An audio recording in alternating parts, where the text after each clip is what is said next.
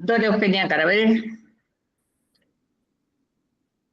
Sí. Quería preguntarle puntualmente sobre el tema de la defensa del ambiente que trascienda lo que son los relatos electorales para hacer realidades. Esto es, ¿a qué posición tiene Petro respecto al desarrollo y a la defensa de la naturaleza? Teniendo en cuenta que Colombia y Brasil son en Sudamérica los países con mayor biodiversidad de nuestra región. Muchas gracias, Dora. Antes de responder la pregunta de Dora, Silvia puso acá que si de pronto también le podía ampliar un poquito la idea del cognitariado. El cognitariado juega con dos conceptos, cognición y proletariado, y al final entonces los une, ¿cierto? Tratando de mostrar que el nuevo proletariado será efectivamente aquellos que exploten efectivamente su proceso cognitivo, su proceso de saber, y esos que efectivamente rindan, que efectivamente estén en constante movimiento, ya no en la parte artesanal, ya no en la parte material, sino seguramente lo que bien ya va a ser la IA y otras inteligencias, y es la producción de ideas, la producción de la eficiencia, la eficacia en el trabajo serán efectivamente el nuevo público a explotar. Ese es el cognitariado. Esos son los que necesitará la industria. Esos son los seleccionados para efectivamente seguir en esa cadena de, digamos, de desgarramiento a los cuales tenderá efectivamente el mercado hoy. Produce en menor tiempo, con ideas mucho mejores, con formas que sean cada vez más sorprendentes, y eso solamente lo harán quienes piensen, quienes elaboren, quienes den esas ideas. Los otros seguramente estarán mandados a recoger también, ¿cierto?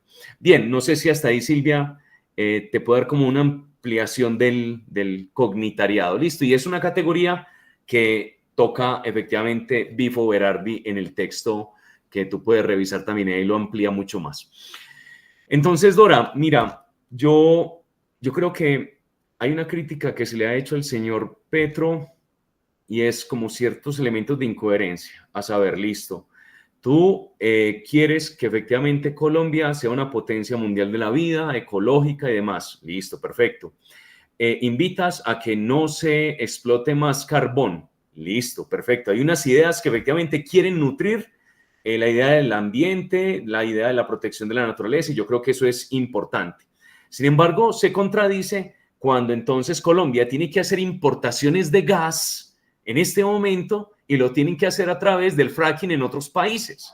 Entonces, listo, tú te afanas en no explotar más los recursos petrolíficos y petroleros del país, maravilloso. No quieres efectivamente hacer la explotación de una gran fuente de gas que hay en el Caribe colombiano para poder repotenciar el gas en Colombia, pero lo estás importando a precios más costosos y aparte el que lo explota no lo explota de manera natural, lo está sacando a través de prácticas que son nefastas para el medio ambiente. Entonces, uno podría pensar, bueno, entonces, ¿a qué estamos jugando? ¿Cuál es la situación real en este caso?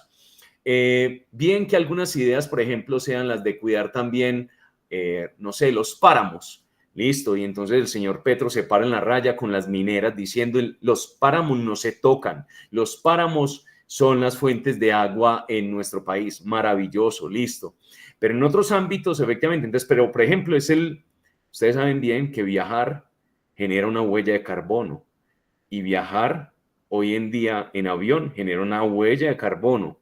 El presidente que más ha viajado en la historia de Colombia ha sido el señor Petro. Pues, y entonces uno dice, bueno, entonces tendrá que hacerlo como esta muchacha activista, ¿cómo es que se llama la chica, la jovencita, que viaja en los veleros que son... Greta Thunberg.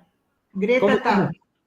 Greta Thunberg, entonces ¿será que efectivamente tendrá que hacerlo así? Pero es que no podemos olvidar que Greta Thunberg está viajando en unas naves muy maravillosas, pero que no tiene todo el mundo. y se las prestan entonces para que ella viaje y está utilizando energía solar. Pero para crear energía solar hay que invertir en minerales que son muy escasos y en las minas donde se explotan estos recursos, la gente se está matando. Hay una forma sumamente cruel de desangrar a la población por los minerales del cobalto, tierras raras, entre otros, que son efectivamente necesarios para esto. Entonces, el asunto acá queda sumamente desequilibrado, no hay una especie de armonía, y eso es lo que yo puntualmente observo. Hay otras críticas que harán otras, pero yo quisiera entender que ese fin, ese propósito, yo lo quiero aplaudir, es loable, pero en ocasiones la forma o las otras situaciones que alrededor me parecen sumamente paradójicas y difíciles de conciliar o de entender. No sé si me hago entender, Dora. Está por ahí con alguna pregunta. Un par te han tenido que abandonar y te dejaron muchas gracias, digamos, agradecimientos por tu exposición, que corazoncitos inclusive, agradeciendo tus aportes. A ver, Viviana, sí. No se te escucha, Viviana, está silenciada. Viviana. Acá. ¿Ahora me escuchan? No, es un comentario solo para el doctor Jaime, que en el día de ayer se realizó una feria entre empleadores, posibles empleadores, había creo que 450 empleos, y los que estaban deseosos de conseguir un empleo acá en Buenos Aires. Se hizo en un barrio que se llama Chacarita. Y hubo personas que hablaban que trabajaban no 45 horas, 70 horas por 200.000 pesos, lo que equivale más o menos creo que a unos $160 o $150 mensuales. 70 horas, yo me puse a sacar la cuenta, es trabajar los 7 días de la semana a las 9 horas. Es una cosa, es una esclavitud. Y le comento, la ley laboral argentina, que fue realmente maravillosa, y digo fue maravillosa, porque lo que pasa es que cuando uno estudia, es alumno, muchas veces no hace un análisis estructural de lo que está leyendo. No hace una relación con la política, no hace una relación con la historia. Y necesita llegar a viejo, como en mi caso, para darse cuenta que esa ley laboral que la estuvo trabajando durante 40 años y aplicando a los trabajadores para defenderlos, es en realidad un residuo no residuo, sigue siendo la normatividad de la esclavitud. Nosotros tenemos un capítulo dentro de la ley de contrato de trabajo que habla de las obligaciones del trabajador, y es lo primero que aparece, lo primero. Apenas define lo que es el trabajo, lo que es la empresa, lo que es un establecimiento, después aparecen las obligaciones del trabajador y del empleador, pero primero las del trabajador. Y no aparecen como obligaciones, aparecen como deberes. O sea, como deberes, lo que está arrastrando los deberes del esclavo. Y en esos deberes hay un deber de colaboración y fundamentalmente estar siempre dispuesto a colaborar cuando el empresario lo necesita. Y hay convenios colectivos, como el convenio colectivo del trabajador del encargado de edificio, que el encargado de edificio tiene que estar siempre disponible para el caso de que suceda alguna situación gravosa en el edificio. ¿Qué quiere decir esto? Que ese empleado no puede salir de la casa. Es una cosa terrible. Yo no sé, ya dejé de ejercer hace 15 años como abogada laboralista, pero siempre lo leo y sigue existiendo, no lo han sacado. O sea que el trabajador, por más que salga... Perdón, Viviana, quedaste frisada. Me parece que está Ah, Hay algo que... o sea, cerrar la idea porque Ah, sí. quedaste frisada totalmente, así que te perdimos en que no se cambió, no se cambió No, el, traba- el trabajador de ciertos convenios colectivos es un verdadero esclavo, sigue siendo un verdadero esclavo o siervo de la gleba, como mejor le quieran llamar. Y eso está normativizado. Lo peor del caso es que está normativizado, incorporado en las leyes de contrato de trabajo. Dale, muchas gracias, Silvia. No, Quería- simplemente quería agregar a esto que contaba Viviana recién, sí, que es terrible lo que comenta respecto al convenio colectivo de trabajo, por ejemplo, de los cuidadores de edificios, ¿verdad? Pero hay un nuevo sistema ahora también, y vos nos comentarás, Jaime, si también está allá en Colombia, que ahora llegas a los edificios y hay una gran pantalla. Ya no es el señor que te recibe, que te dice cómo le va, que está limpiando. Hay una gran pantalla y vos te tenés que comunicar con esa pantalla. Detrás de esa pantalla, en alguna habitación, no sé cómo será el sistema porque no lo conozco, hay alguien que te responde, pero la voz, esto es los casos que yo he conocido, la voz no es la de una persona, es una voz robotizada que te va dando todas las indicaciones, muy amable como siempre, tal cual, Eve, es fantasmagórico. Entonces, nuevamente vemos acá la caverna de Platón y la de Saramago, que te empieza a mostrar estas nuevas formas en cómo se te muestra. Y entonces vos decís, qué edificio tan moderno, cuánta tecnología aplicada.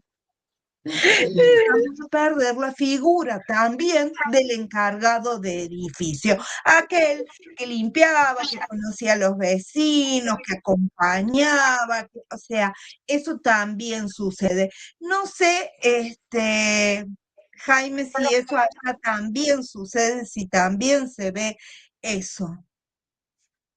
Yo voy a tomar dos ideas, gracias Viviana por lo que dices, porque acá también hablamos de entonces una figura del trabajador de confianza. Es esa misma figura, el trabajador de confianza es uno que efectivamente, y así se le pone en el contrato de trabajo, es trabajador de confianza, seguramente esas personas ganan un poco más en su salario, producto de esa disposición. Eso no significa que se conviertan pues en los patrones ni se conviertan, no, pero se les paga un poco más por esa disposición para efectivamente atender cualquier urgencia y acá efectivamente el trabajador también en ocasiones se expone a esas circunstancias. También es de explotación, es de desconsideración y en cualquier momento se tiene que aplazar todo, la familia, su descanso, porque tiene que estar pendiente de la empresa. Entonces, para contarte que efectivamente pasa también en Colombia y la última reforma laboral no tocó efectivamente esa figura, sino que tocaron las situaciones de más bien de horarios, tiempos efectivamente de trabajo, entre otros elementos.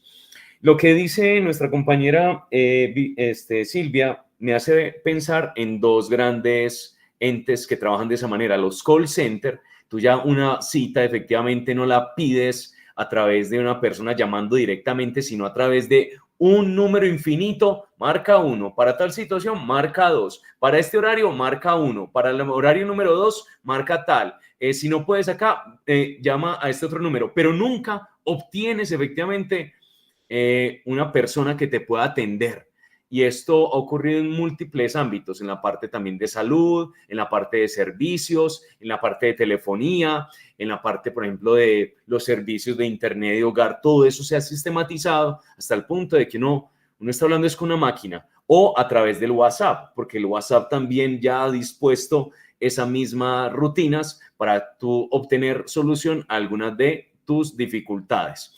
Eso en segundo lugar. Y ya para finalizar, lo que dice efectivamente Silvia, esa situación de reemplazar algunas personas por elementos de biometrización, apertura, tener carnet para poder pasar o tener efectivamente ciertas contraseñas para poder acceder o no a ciertos ámbitos, es efectivamente una constante. Por ejemplo, actualmente en mi residencia, Silvia tuvo la oportunidad de estar alguna vez acá en mi residencia, ya el portero no se da cuenta quién está entrando y quién no. Sencillamente, todavía hay portero, pero será para recibir paquetes, otras cuestiones. Pero entonces el portero, ya todos los que residimos en el edificio, tenemos un pequeño dispositivo para ponerlo en el lugar por donde ingresamos nuestro vehículo. Y entonces, si no tenemos eso, nos quedamos afuera.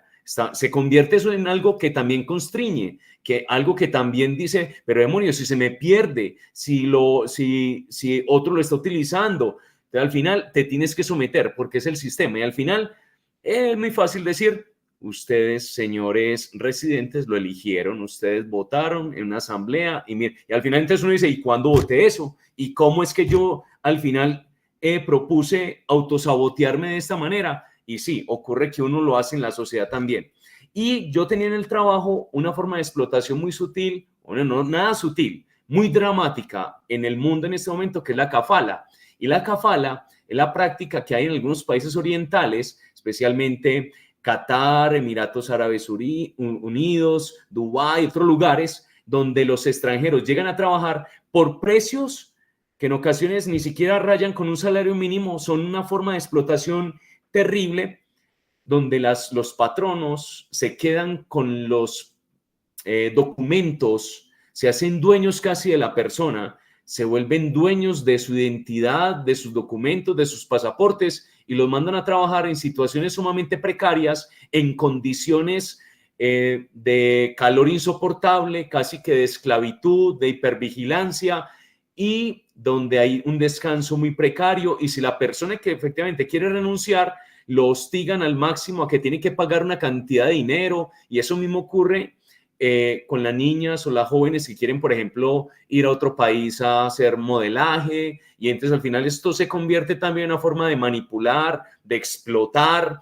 e incluso a veces prostituir también a las jóvenes que quieren ir a algún lugar a probar suerte.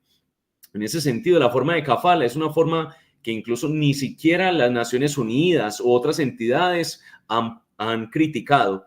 Y el ejemplo de esto fue el mundial que tuvieron en Qatar en el 2022, donde el mundo fue testigo de los grandes escenarios deportivos que se hicieron, construidos bajo la sangre de miles de trabajadores, y nadie dijo nada, y al final celebramos una Copa Mundo más. Muchísimas gracias, Jaime. La verdad que son cosas que tenemos ante los ojos todo el tiempo, las vemos y nos pasan frente a la nariz y aceptamos unas, pero a la vez son el iceberg de otras que están subterráneas y que están dando cuenta de las mismas formas de sometimiento a lo mejor que queremos criticar, y eso me parece que es algo a lo que tenemos que estar alertas.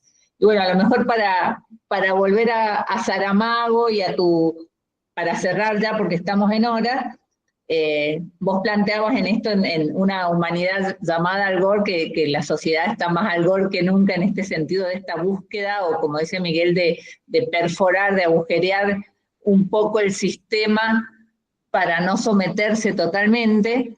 Pero por otro lado también vemos que hay toda una sociedad, todo un sistema borreguizante que es muy difícil como humanidad que podamos revertir.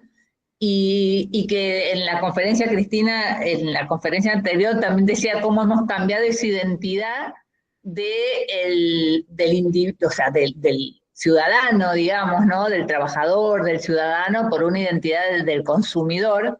Y creo que esta dicotomía a lo mejor nos lleva como humanidad a plantearnos dónde estamos, ¿no? ¿Cómo vamos a hacer? Y creo que en esa alternativa que planteamos en el primer video que vimos en la apertura con Saramago, diciéndonos que la apertura, que digamos, la alternativa al neoliberalismo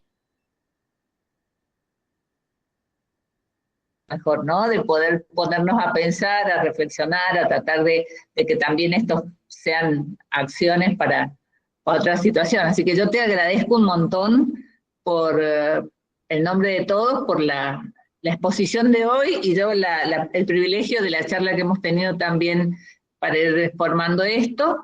Y los invitamos a la próxima, que, sí, brillante, dice Miguel, tal cual, que la próxima no tengo la fecha en la mano, pues se me cayeron los papeles allá atrás de la silla. Está Gabriela que te puede decir cuándo es. Está, Gabriela, ¿dónde es la próxima? La próxima es el 17 de septiembre. Muchísimas gracias. Entonces ahí la tenemos a Gabriela, que va a hacer una transición, digamos, entre Ecuador y México, del trópico. Y bueno, y el resto decirles eso, que está el blog a disposición, está YouTube, donde Silvia va haciendo recortes para que se puedan ir viendo por partes todas las acciones, todas las cosas que hemos venido haciendo hasta ahora, todas las exposiciones. Y bueno, yo más que súper agradecerte el nombre de todos y que lo van haciendo en el chat, además después te hacemos llegar los mensajitos. Muchas gracias a todos, nos vemos con Gabriela próximamente.